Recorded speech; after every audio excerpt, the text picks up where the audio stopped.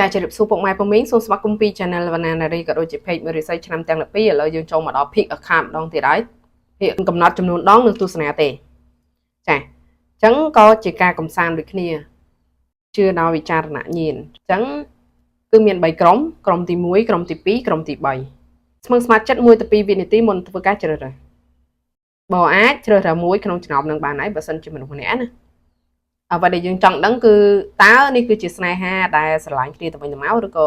យើងស្រឡាញ់គេតែម្ខាងឬក៏គេស្រឡាញ់យើងតែម្ខាងទេមុននឹងធ្វើការជ្រើសរើសអ្នកគ្រូក៏ចង់ជម្រាបបងប្អូនថាអ្នកគ្រូទទួលមើលទូទាបផ្ទាល់តាមអនឡាញមិនមើលនៅផ្ទះទេបញ្ជាក់ហើយបញ្ជាក់ទៀតតាម Telegram Messenger លេខមួយខ្សែកូដគឺ093 99 7កូដ04មើលតាមអនឡាញអូខេតោះចាប់ដើម1 2 3ចាយើងចូលមកដល់ក្រុមទី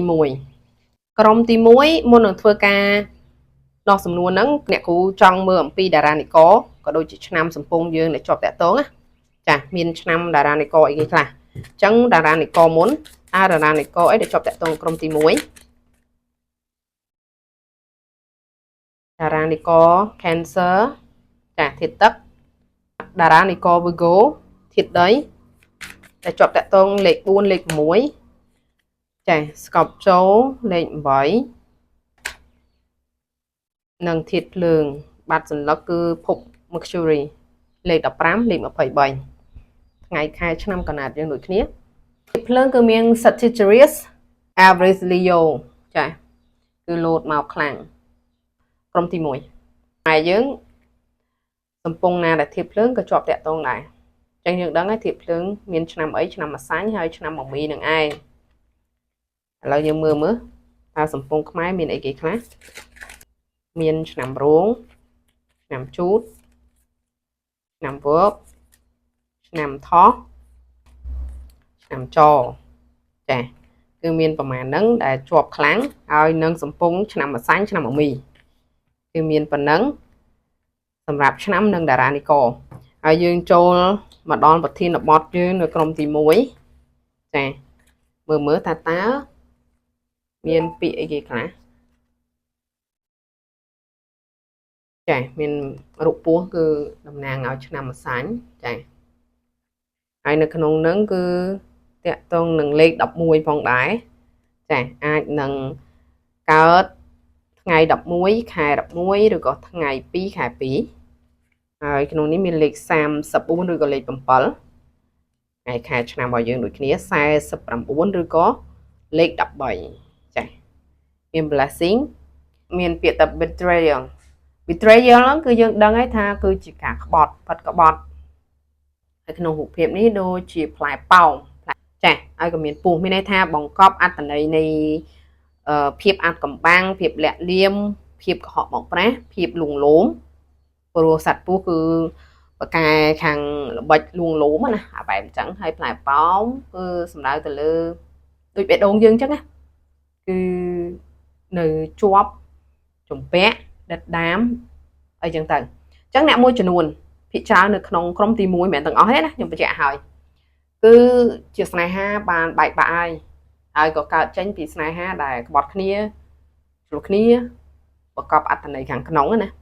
បែបចឹងឬក៏យើងកំពុងតែមានភាពមន្ទិលសង្ស័យមិនសប្បាយចិត្តអីចឹងណាចាយ៉ាខ្លីទៅយើងមានឆ្នាំពស់ហ្នឹងហើយឆ្នាំម្សាញ់ហើយនឹងពាក្យ autocracy គឺស្វ័យភាពចាភាពដែលជាការឈ្នះតែស្វ័យប្រវត្តិអីចឹងទៅឬក៏យើងធ្វើអីគឺវាអូតូតែម្ដងបែបអញ្ចឹងជាស្វ័យប្រវត្តិណាបែបអញ្ចឹង blessing គឺជាការឲ្យពរជ័យគ្នាអញ្ចឹងមានថាវាហាក់បីដូចជាការឆ្លាញ់មួយហ្នឹងបង្កប់អត្ថន័យមិនល្អផងនិងបង្កប់អត្ថន័យល្អផងជាការឲ្យពរជ័យផងហើយក៏មានអារម្មណ៍ថាជាការមិនដាក់ទំនាយខ្ញុំចង់និយាយថាគឺជាការដែលគិតមិនល្អលើគ្នាទៅវិញទៅមកណាប៉ុន្តែក៏បង្កប់ន័យឲ្យសេចក្តីសុខទៅវិញទៅមកឬក៏នាំសេចក្តីសុខឲ្យយើងដូចគ្នាដោយរបៀបថាអាបែបថាល្អផងមិនល្អផងស្នេហាមួយហ្នឹងឬក៏អាចថាមួយទៀតគឺចម្រុងចម្រាស់អត្តចរិតវាដូចថាអាចនិយាយពីរឿងអត្តចរិតដូចគ្នាអាចយើងមិនសូវជាចុះសម្រុងគ្នាចូលចិត្តគេហៅថា វាប្រហាជាជាងសម្របសម្រួលណាខ្ញុំសង្ឃឹមថាអ្នកទាំងអស់គ្នាយល់ណាមានន័យថាមិនមែនឆ្លោះគ្នាទេតែចូលចិត្តឌឺប្រងគ្នាប្រកែកគ្នាអញ្ចឹងណាបានយល់គ្នាច្រើនជាងអានិយាយត្រង់ដាក់គ្នាអញ្ចឹងណាអាប្រចិតប្រឈៀងច្រើនជាងណាខ្ញុំឯហាមួយហ្នឹងព្រោះធាតុភ្លើងលោតមកអញ្ចឹងគឺបែបអញ្ចឹងហើយព្រោះធាតុភ្លើងគឺគាត់បែបហ្នឹងតែក៏មិនមែនជាសភាពដែលត្រូវតែលាក់លៀមល្បិចរហូតទេពេលខ្លះក៏ត្រង់អញ្ចឹងទៅហើយយើងនឹងបន្តទៀតហើយរូបភាពនេះគឺតាក់ទងនឹង Fire of One មានន័យថាចង់ឈ្នះចង់ចាញ់ហ្នឹងហើយទៅទៀតអ្វីទៀតសម្រាប់ក្រុមទី1ស្នេហាដែលស្រឡាញ់តែម្ខាង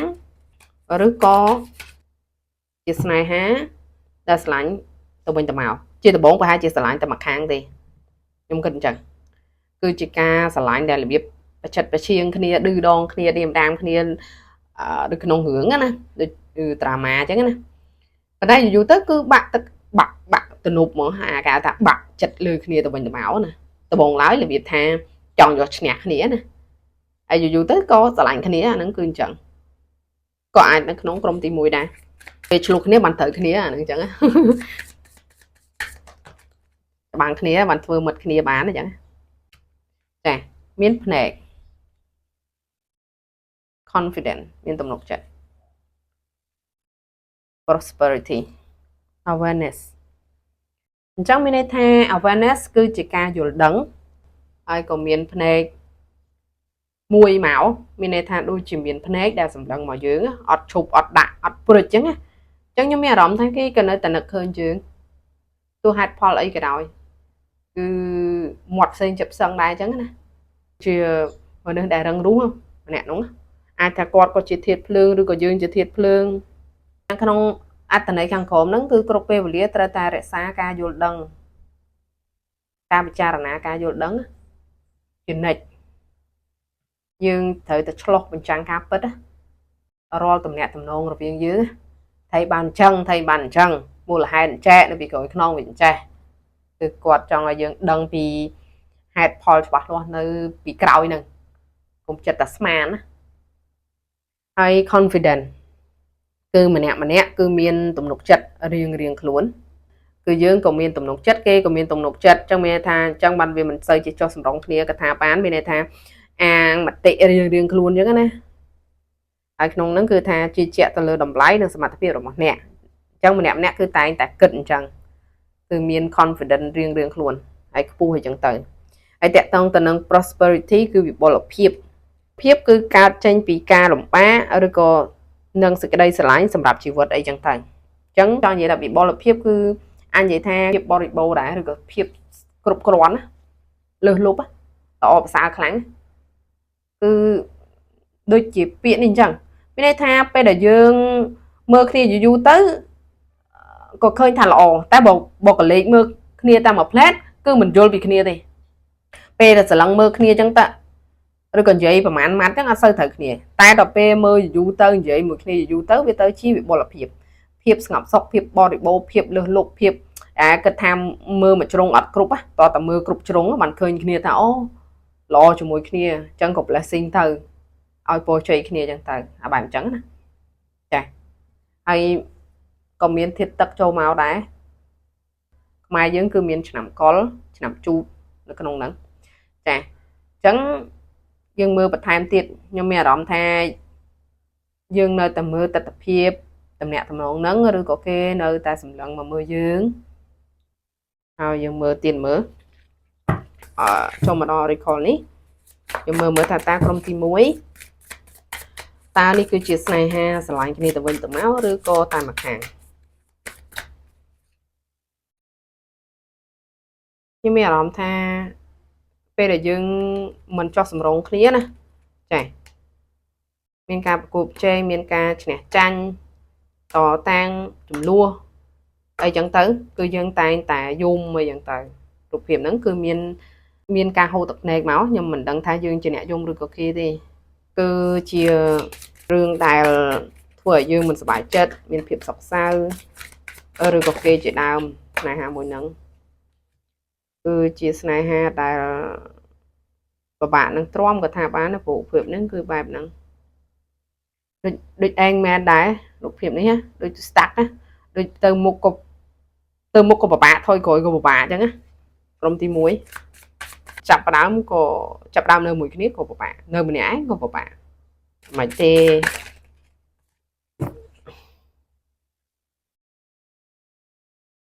អានេះมันខុសអីពីលើភ្នំมันអាចមានខ្លាពីរវាគឺជា destiny វាជាវាសនាมันអាចមិនប្រកួតប្រជែងមិនបានអ្ហ្មិចគឺជាម្ចាស់ផ្ទះហ្នឹងហើយ Disney គឺជាវាសនាវាដូចជាមិនអាចនឹងនៅជាមួយគ្នាមិនកើតអ្ហ្មិចខ្ញុំព្យាយាមសាផ្សាព្យាយាមធ្វើឲ្យអ្ហ្មិចទេនេះខ្ញុំនិយាយថាម៉េចចេះវាមិនខុសអីពីនៅពេលយើងទៅផ្ទះឲ្យព្យាយាមចាក់សោអញ្ចឹងយើងតែងតែភ្លេចថាសោមួយណាជាសោដែលត្រូវចាក់ទ្វារហ្នឹងព្រោះវាមានច្រើនសោណាមកចកោមអញ្ចឹងបែបចឹងអញ្ចឹងឲ្យតែចាក់សោទ្វារនឹងចូលនឹងមួម៉ៅនឹងធុញហ្មងខ្ញុំចិត្តតែភ្លេចដៅណូតថាសោមួយណាសោមួយណាអញ្ចឹងខ្ញុំពិបាកនិយាយត្រង់ប៉ុន្តែគឺពិបាកក្នុងការដែលដើរឆ្លងផ្លូវនឹងឧបសគ្គជាមួយគ្នាគឺរូបនេះគឺត្រូវតែមានការផ្ទៀងផ្ទាត់ប្រៀបធៀបខ្លាំងខ្លាយប្រកួតប្រជែងតតាំងធ្វើម៉េចឲ្យម្នាក់ខ្លាចជាម្ចាស់ទេដូចជាគូប្រជែងច្រើនជាងគូព្រេងអ្ហ្មិចទេក្រុមទី1តែមិនមានការស្រឡាញ់ទេណាគឺជាការស្រឡាញ់មិនមែនអត់មានការស្រឡាញ់ទេខ្ញុំបញ្ជាក់ណាក្រុមទី1មិនមែនអត់មានការស្រឡាញ់ទេប៉ុន្តែរូបភាពការស្រឡាញ់របស់យើងដូចជាប្លែកបន្តិចអ្នកដែលមានស្នេហាហ្នឹងទៅគេយល់ឥឡូវខ្ញុំចូលទៅដល់ក្រុមទី1ធ្វើខ្ញុំស្មុកដែរតោះយើងបើកបន្តតើស្នេហាគឺជាស្នេហាដែលស្នេហាស្រឡាញ់គ្នាទៅវិញទៅមកឬក៏ជាស្នេហាតែម្ខាងសូមឲ្យឃើញសម្រាប់ក្រុមទី1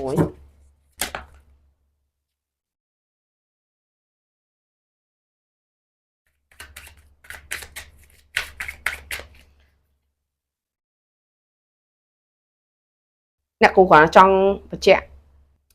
មួយភាគតូចនៅក្នុងក្រុមទី1គឺធ្លាប់ជាគូអតីតប្តីប្រពន្ធគ្នាប៉ុន្តែក៏បានលែងលះគ្នាហើយមានបែបនឹងដូចគ្នាអាចមិនទុកចិត្តគ្នាមិនយល់គ្នាយករហូតដល់មិនអាចថាចោះសម្រងគ្នាកើតក៏ប្រេះស្រាំណាការបែកបាក់គ្នាសុំចែកផ្លូវគ្នាអញ្ចឹងណាតើស្នេហាហ្នឹងគឺជាការស្រឡាញ់គ្នាទៅវិញទៅមកឬក៏តែម្ខាងកាលពីមុនគឺជាការស្រឡាញ់ដែល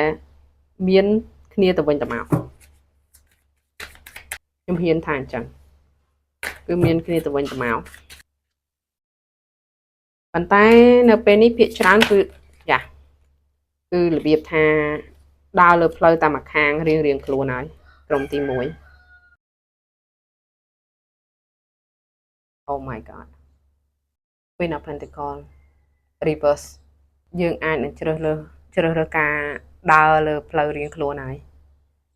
បើមិនអញ្ចឹងក៏ទៅមុខទៀតគឺយើងអាចនឹងគិតបែបហ្នឹងគឺសក់អក្រោះគ្នាទៅវិញទៅមកហើយក៏អាចនឹងដើរលើផ្លូវរៀងខ្លួនឬក៏ជ្រើសរើសរៀងខ្លួនឬក៏ក្នុងម្នាក់ខ្ញុំចង់និយាយថានឹងជ្រើសរើសក្នុងការចាក់ចេញឬក៏មិនគិតអញ្ចឹងភាគច្រើនគឺជាស្នេហាដែលគិតតែម្ខាងមិនមែនជាស្នេហាដែលស្រឡាញ់គ្នាទៅវិញទៅមកទៀតទេគឺចែកផ្លូវរៀងខ្លួនអាចនឹងចែកហើយអាចនឹងម្នាក់លេងគិតហើយបើមិនអញ្ចឹងទេគឺទៅមុខគឺលេងគិតមិនមែនជាស្នេហាស្រឡាញ់គ្នាទៅវិញទៅមកទេរូបភាពនេះសូមមកលឹកទៀត Yes គឺនឹងគិតតែម្ខាងទេព្រោះចេញមកតែម្នាក់នៅក្នុងសន្លឹកដែលខ្ញុំជ្រើសរើសចុងក្រោយវាជាជំរើសដែលល្អបំផុតគឺបើម្នាក់ឃើញម្នាក់នឹងដើរលើស្ពាននឹងហើយគឺម្នាក់ទៀតឈរត្រឹងហើយបើម្នាក់នឹងកំពុងចូលទៅហែទឹកនៅក្នុងអាងហែទឹកនឹងម្នាក់ទៀតឈរមើលគឺអត់ចូលទៅក្នុងនឹងទេ គឺអត់បជាតិទៅក្នុងជីវិតជាមួយគ្នាទេគឺខ្ញុំឃើញថាវាបែបហ្នឹងអញ្ចឹងយើងសន្មតឲ្យថាគឺជាការស្រឡាញ់តែមួយខាងបើមិនឥឡូវក៏តិចទៀតហើយក៏ចប់ដែរសម្រាប់ក្រុមទី1គឺខ្ញុំមានការបកស្រាយប៉ុណ្ណឹងហើយក៏ជាការកំសាន្តដែរបញ្ជាក់ទៀតណាសង្ឃឹមថាអ្នកទាំងអស់គ្នានឹងគិតតែរឿងល្អៗទៅបានហើយអ្នកខ្លះក៏ជាស្នេហាដែលជាអតីតទេអញ្ចឹងហើយក៏ចប់ដែរក្រុមទី1យើងទៅតាមដានក្រុមទី2វិញម្ដងហើយយើងចូលដល់ក្រុមទី2វិញម្ដងក្រុមទី2មុននឹងធ្វើការបកស្រាយគឺខ្ញុំមើលអំពីតារានិករនិងសំពងតារានិករមុនក្រុមទី1មានតារានិករអីគេខ្លះមាន Hope Venus Libra ធាតុខ្យល់ Libra មានលេខ16លេខ7លេខ12មានតារានិករ Pisces Jupiter មានលេខ18មានលេខជាថ្ងៃឆ្នាំរបស់យើងអីចឹងទៅអញ្ចឹង Jupiter គឺជាតារាគឺជាភពពហុ Jupiter មានភពពហុនិងភពសុក្រ Venus ភពសុក្រ Jupiter ភពរហ័សអញ្ចឹង Libra ជាតារានិករ Pisces តារានិករហើយបាតសន្លឹកគឺមាន Leo ធាតុភ្លើងអញ្ចឹងគឺមានលេខដែលជាប់តាក់ទងគឺមាន16លេខ7លេខ12លេខ18និងលេខ5ចា៎ហើយពងធាតុខ្មែរយើងគឺមានឆ្នាំរកាឆ្នាំវកឆ្នាំច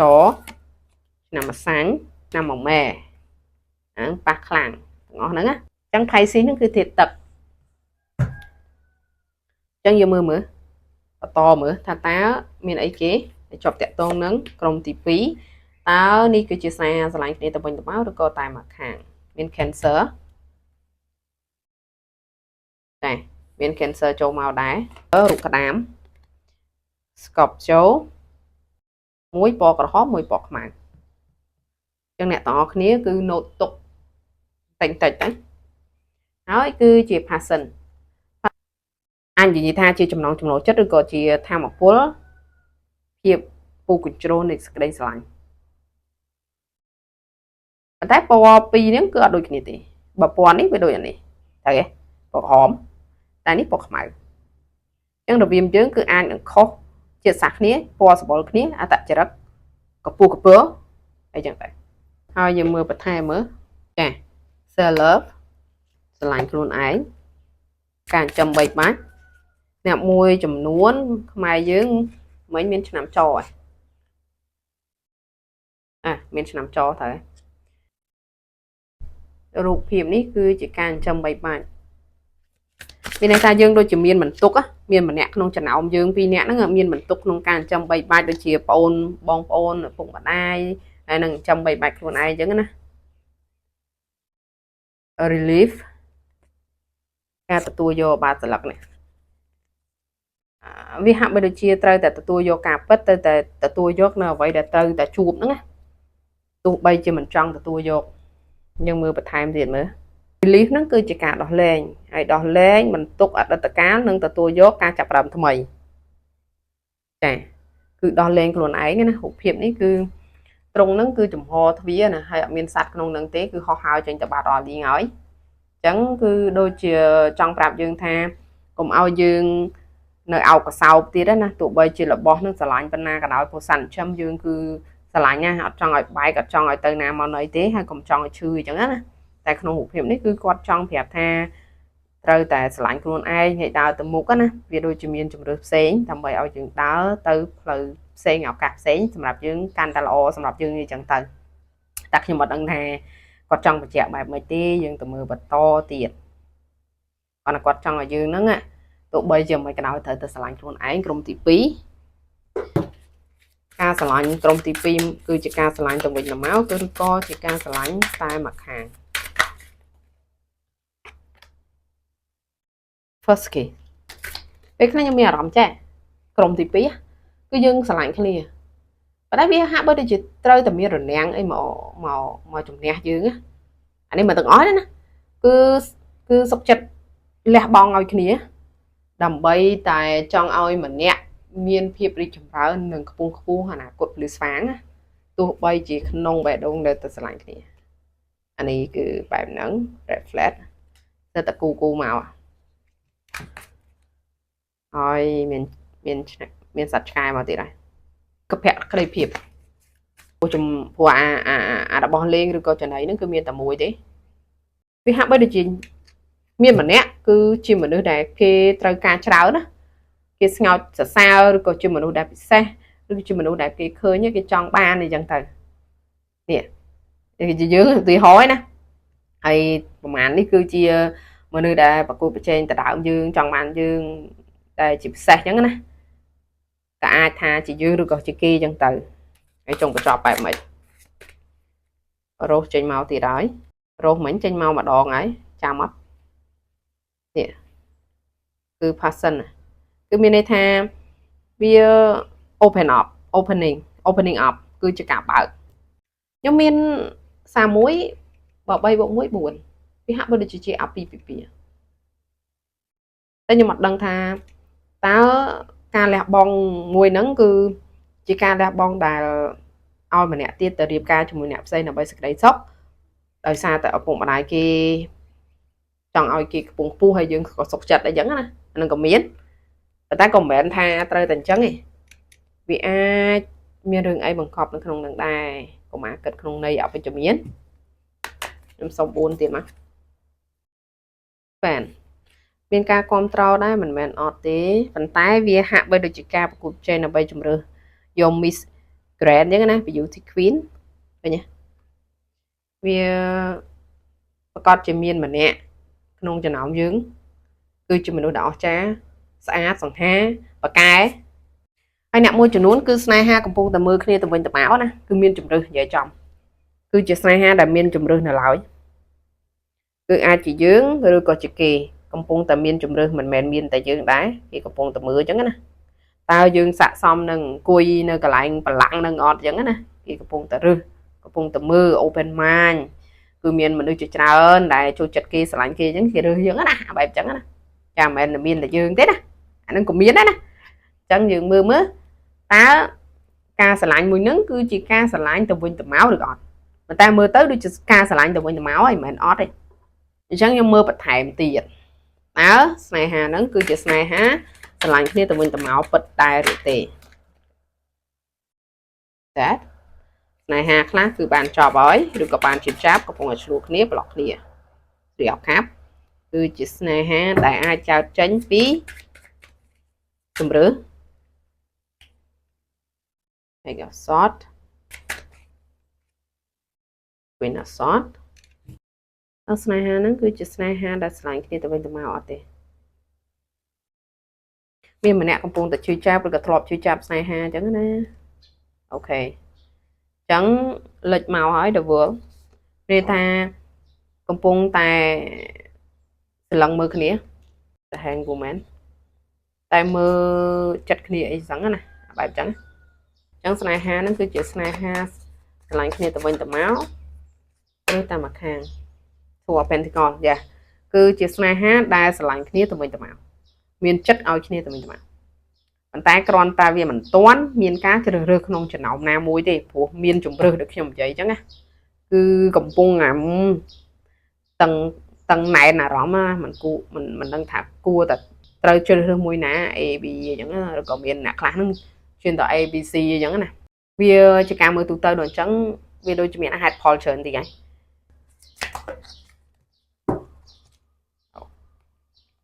ចេញមកដល់12 River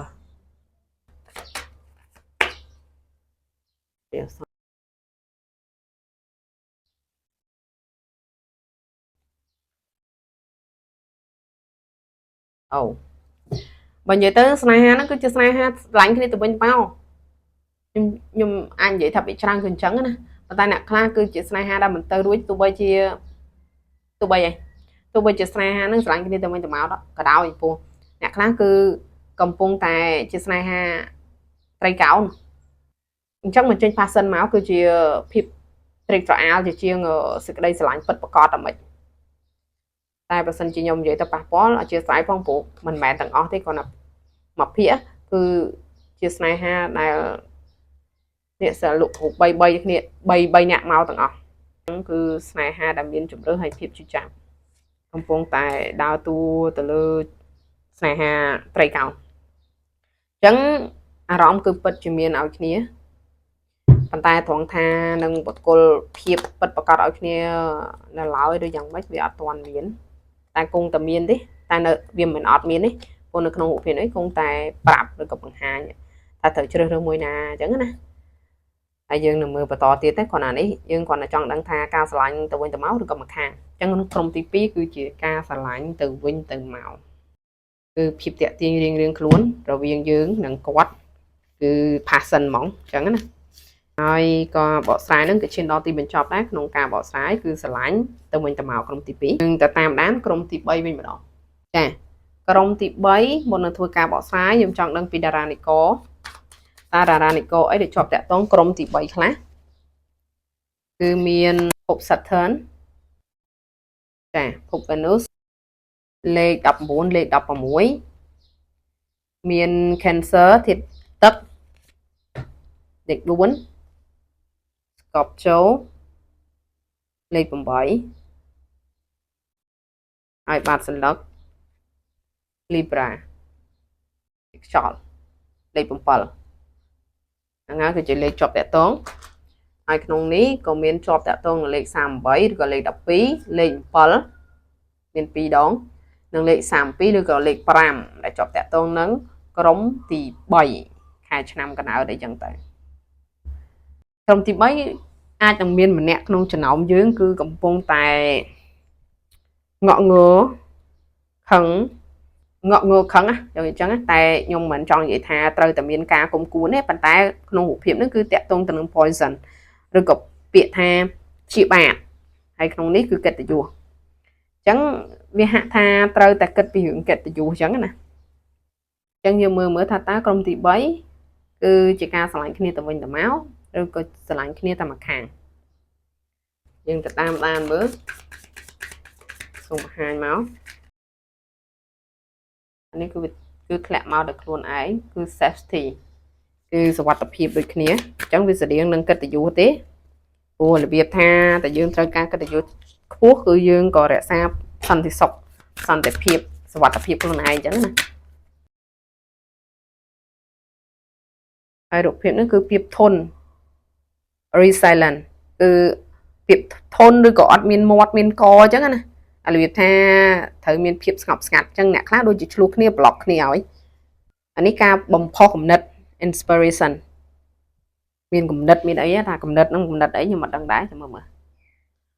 ការបំផុសគំនិតហ្នឹងគឺបំផុសគំនិតឲ្យមានសភាព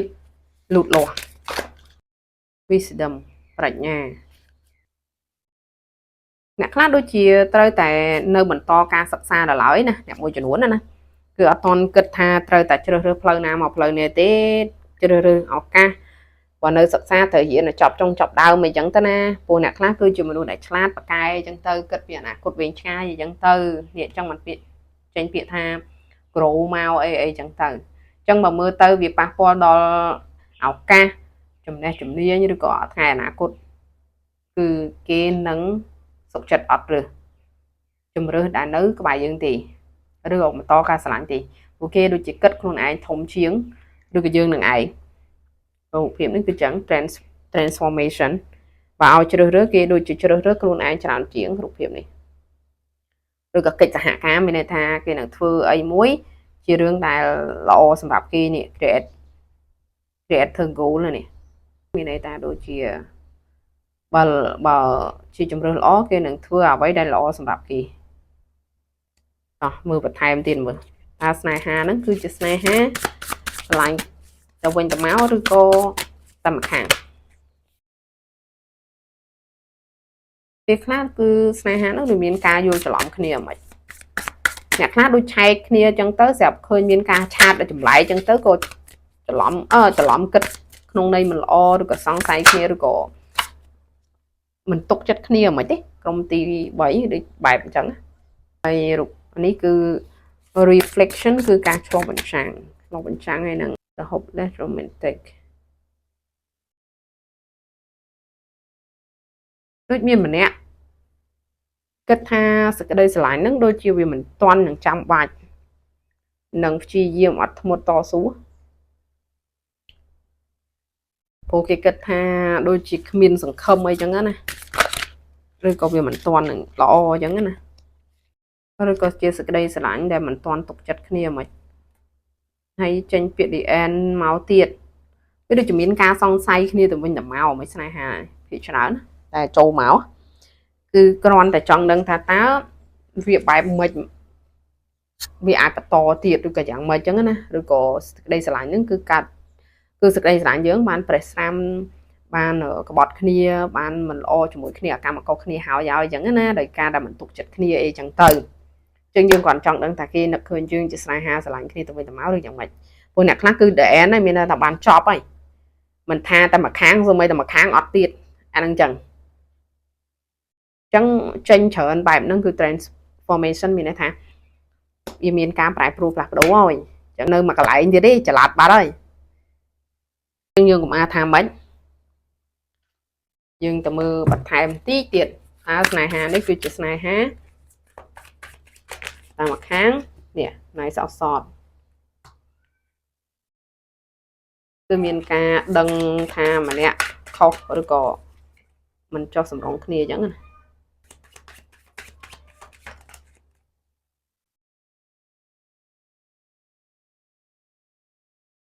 yes ស្នេហាខ្លះគឺ the end ហើយគឺចប់ហើយហើយស្នេហាខ្លះអត់យល់ពីគ្នាយល់ច្រឡំគ្នាមិនទុកចិត្តគ្នាអន់ចិត្តគ្នាអីចឹងទៅចឹងមានន័យថាអាចនឹងស្នេហាស្រឡាញ់តែមួយខាងច្រើនជាងឬសឹងតែអត់ផងអស់អារម្មណ៍គ្នាក៏មានដែរគឺគិតពីខ្លួនឯងច្រើនជាងចាប់ពីពេលហ្នឹងទៅចូលមកគាត់ចង់ដឹងថាគេមកចាអញ្ចឹងណាគេរស់បែបមិនអីចឹងណាមិនមែនគិតថាគេនៅតែគិតយើងដឹងខ្លួនហើយថាគេមិនគិតយើងទេហើយយើងស្ទើរមិនគិតគេដូចគ្នាហ្នឹងអញ្ចឹងពីច្រើនក្រុមទី3គឺបែបហ្នឹងចាអញ្ចឹងហេតុផលអត្ថន័យយើងស្វែងរកឃើញហើយគឺអាចនឹងជាការគិតតែមួយខាងឬក៏មិនគិតតែម្ដងចាហើយក៏ចប់ដែរសម្រាប់ការបកស្រាយនៅសំណួរទាំងនៅសំណួរនេះអរគុណមែនតើសម្រាប់ការតាមដានទាំង3ក្រុមចាហើយបើសិនជាចូលចិត្តកុំភ្លេចជួយ like subscribe share វីដេអូអ្នកគ្រូម្នាក់មួយផងមានចំណាប់អារម្មណ៍ទូទាយផ្ទាល់អាចអ្នកទំនងបានតាមលេខទូរស័ព្ទ09399704តាម Telegram និង Messenger ជាដើមនៅពេលនេះក៏អរគុណសូមជម្រាបលា